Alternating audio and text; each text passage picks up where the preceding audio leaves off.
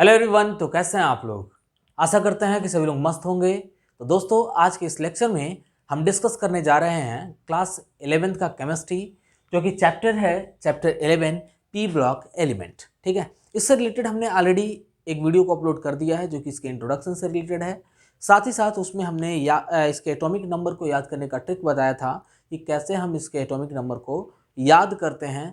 ठीक है, और साथ ही साथ हमने पूरा कह सकते हो एक तरह से इसका जो ग्रुप 13 एलिमेंट है, ग्रुप 13 एलिमेंट और ग्रुप 14 एलिमेंट के पूरे एलिमेंट का इलेक्ट्रॉनिक कन्फिग्रेशन करके बताया था कि कैसे हम इनका इलेक्ट्रॉनिक कन्फिग्रेशन करते हैं।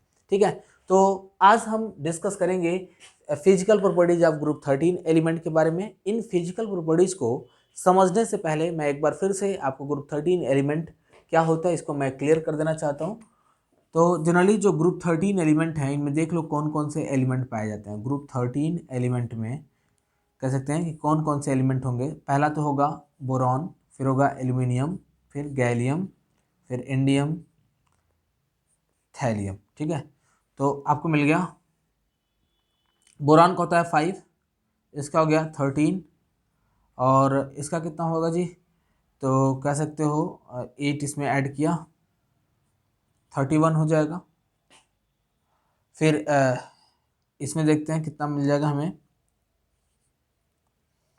और यहाँ पे 49 हो गया।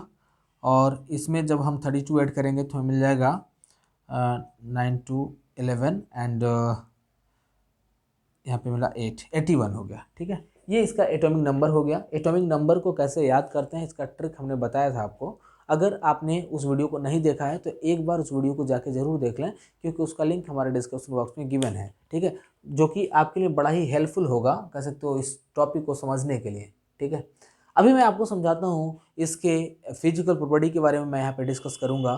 ठीक है, फिजिकल प्रॉपर्टी में मैं सबसे पहली बात करता हूँ इसके इलेक्ट्रॉनिक कन्फिग्रेशन का।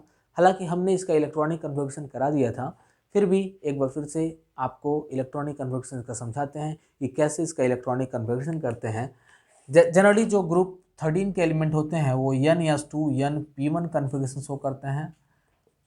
इसी क्रम को देखते हुए हम इसके इलेक्ट्रॉनिक कन्फिग्रेशन को करते हैं। जैसे अगर बोरॉन की बात कर लो तो बोरॉन का एटॉमिक नंबर 5 है, तो 1s2 2s2 2p1। ठीक है, देखो 2s2 2p1 ns2 np1, देखो ये कन्फिग्रेशन आ गया यहाँ पे। नेक्स्ट देखते हैं जो एल्यूमिनियम है, उसका मिल जाएगा 1s2 2s2 2p6 3s2 3p1। ठीक है, यहाँ पर भी देखिए 3s2 3p1।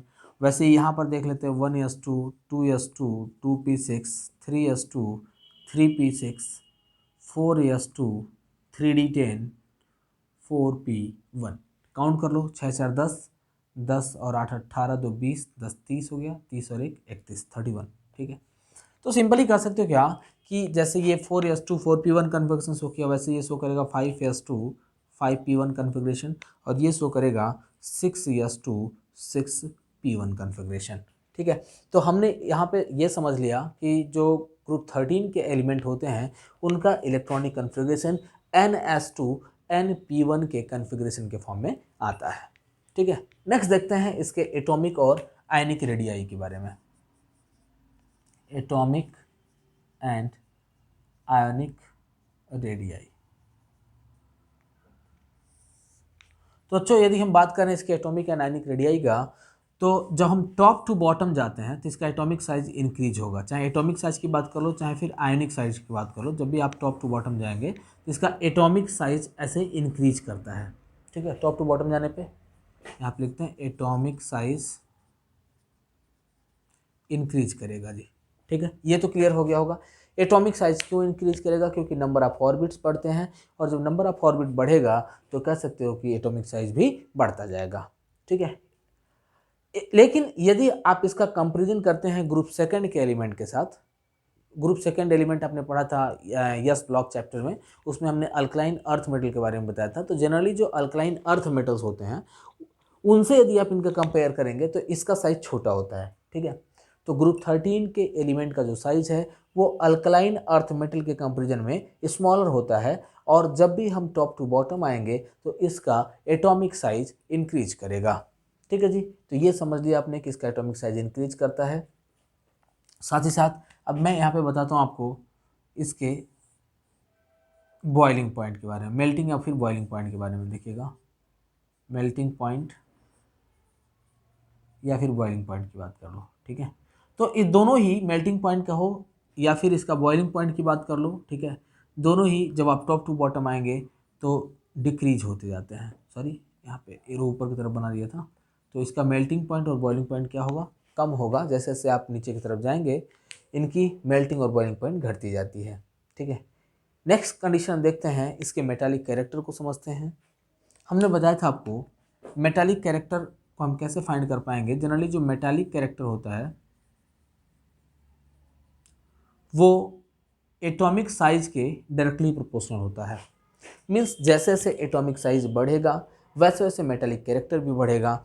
अगर एटॉमिक साइज घटेगा तो मेटालिक कैरेक्टर भी घटेगा, ठीक है। क्योंकि अच्छा मेटल वही माना जाता है जो इलेक्ट्रॉन को ईजिली डोनेट कर दे, ठीक। और आप देख रहे हैं कि जब हम टॉप टू बॉटम आ रहे हैं तो इनका एटॉमिक साइज बढ़ता जा रहा है। न्यूक्लियस से जो कह सकते हो इसके इलेक्ट्रॉन का डिस्टेंस है वो बढ़ता जा रहा है जब आप टॉप टू बॉटम आ रहे हो।